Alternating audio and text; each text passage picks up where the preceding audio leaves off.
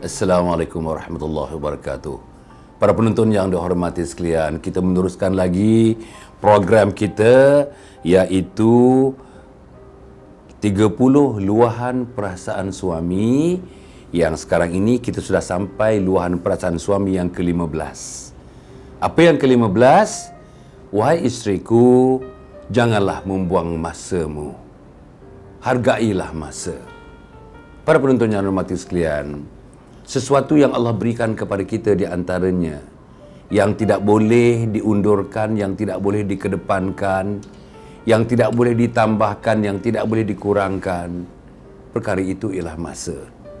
Sebab itu sunnah Nabi Muhammad SAW, apabila Nabi bersama dengan sahabat, sebelum Nabi berpisah, Nabi biasanya dengan sahabat membaca satu surah dalam Al-Quran yang disebut sebagai surah Al-Asr. Bismillahirrahmanirrahim. Wal 'asr innal insana lafi khusr illa alladhina amanu wa 'amilus solihat wa tawasaw bil haqq wa tawasaw bis sabr. Saudara-saudara, surah ini pada keseluruhannya menceritakan soal perlunya kita menggunakan masa dengan sebaik-baiknya. Jangan buang-buang masa. Berpesan-pesanlah dengan kesabaran. Berpesan-pesanlah dengan yang hak dan sebagainya. Untuk para isteri yang saya muliakan sekalian, kita tidak dinafikan isteri-isteri hampir tidak ada masa. Sehari semalam 24 jam, daripada sebelum suami pergi kerja sampai suami meninggalkan rumah pergi kerja, sampai menunggu pulang semula, menunggu suami pulang ke rumah, sampailah waktu malamnya, isteri biasanya penuh dengan kerja, tanggungjawab yang mesti diselesaikan. Tanggungjawab mengurus rumah, tanggungjawab mengurus anak, tanggungjawab mengurus pelajaran anak-anak, tanggungjawab untuk membelikan barang-barang untuk keperluan harian, tanggungjawab untuk itu dan untuk ini yang biasanya dipikul oleh seorang isteri. Katakanlah isteri itu yang tidak bekerja, yang menjadi suri rumah tangga, sudah tentulah sama-sama ada bekerja di pejabat atau bekerja di tempat-tempat profesional dan sebagainya, dengan yang tinggal di rumah, sudah tentu mereka menggunakan masa sepenuhnya. Tetapi pada masa yang sama, saya ingin memberitahu, kalau anak dah besar, anak dah pergi sekolah, anak kebanyakannya duduk asrama, kebanyakannya sudah berumah tangga, tinggal berseorangan di rumah, hanya menguruskan suami saja, biasanya ada masa sedikit. Dan masa yang terluang inilah sebaik-baiknya digunakan untuk membaiki diri, untuk membaiki rumah, untuk membaiki persediaan rumah, untuk membaiki hubungan dengan suami, untuk membaiki ilmu, kemahiran, dan untuk memanjangkan pengalaman dalam mengurus rumah tangga, untuk mendapatkan yang terbaik, membaiki diri untuk mendapat yang terbaik. Khususnya dalam dua ilmu. Saya sentiasa menyebutkan persoalan ini. Ilmu aklinya perlu dicari, ilmu mengubah bunga perlu dicari, ilmu mengandam diri perlu dicari, ilmu untuk kita membuat penyajian yang terbaik kepada suami perlu dicari, ilmu dapur perlu dicari. Tetapi ada lagi satu ilmu, namanya ilmu naqli. Ilmu naqli ialah ilmu hubungan manusia dengan Allah Subhanahu wa taala.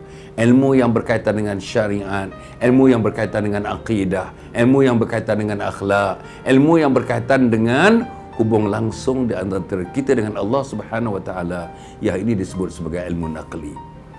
Para penonton yang hormati sekalian, oleh itu sangat perlu di kalangan isteri yang sama ada yang bekerja, sama ada yang tidak bekerja, sama ada yang tinggal di rumah, menguasai kedua ilmu ini.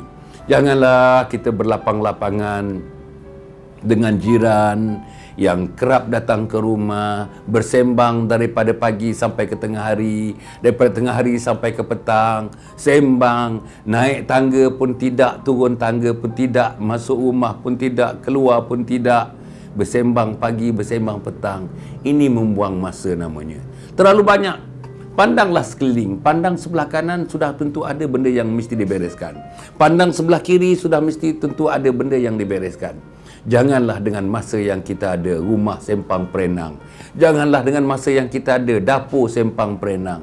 Janganlah masa yang kita ada bilik kita, bilik private antara kita dengan suami sempang perenang. Janganlah dengan ada masa sedikit tuan-tuan dan perempuan yang berada di rumah menyebabkan rumah tangga tidak terurus. Uruslah dengan sebaik-baiknya. Kerana urusan rumah tangga yang sebaik-baiknya itu dengan sendirinya akan mengikat tali kecintaan di antara suami dan isteri, tali kemesraan di antara suami dan isteri, tali kasih sayang di antara suami dengan isteri. Apa yang nak dilakukan? Pertama, menetapkan satu polisi masa bagi diri sendiri. Aku ada satu polisi. Orang datang tak tentu, aku tak mau layan. Pagi aku buat kerja ni, siapa yang nak mengalihkan pandangan aku daripada kerja ni, aku tak layan. Tengah hari aku mesti buat kerja ini. Siapa yang menidakkan aku buat kerja ni, aku tak layan. Petang aku ada menguruskan persoalan ini. Siapa yang datang bertandang rumah aku, yang untuk mengambil masa aku, maka aku tak layan.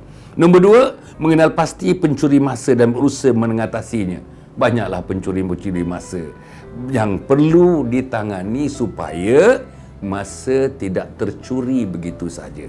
Nombor tiga, membuat perancangan kerja dengan teliti. Nombor empat, penuhi masa terluang bagi mengembangkan hobi. Nombor lima, menggunakan waktu terluang bagi menghias rumah. Nombor enam, menggunakan waktu terluang bagi bermesra dengan anak-anak. Dan akhirnya, barangkali mungkin ada yang lain-lain yang perlu ditambah. Ialah berniaga secara sambilan ataupun kecil-kecilan. Kalau perlu untuk menambah pendapatan keluarga. Apa pun, jangan buang masa. Apa pun, jangan persia-siakan masa.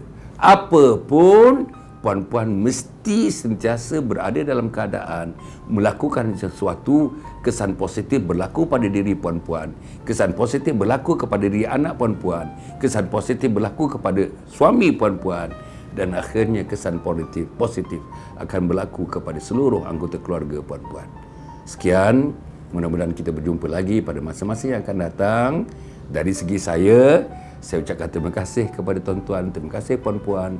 Berjumpa lagi dalam program 30 Luahan Perasaan Suami. Sekian, wassalamualaikum warahmatullahi wabarakatuh.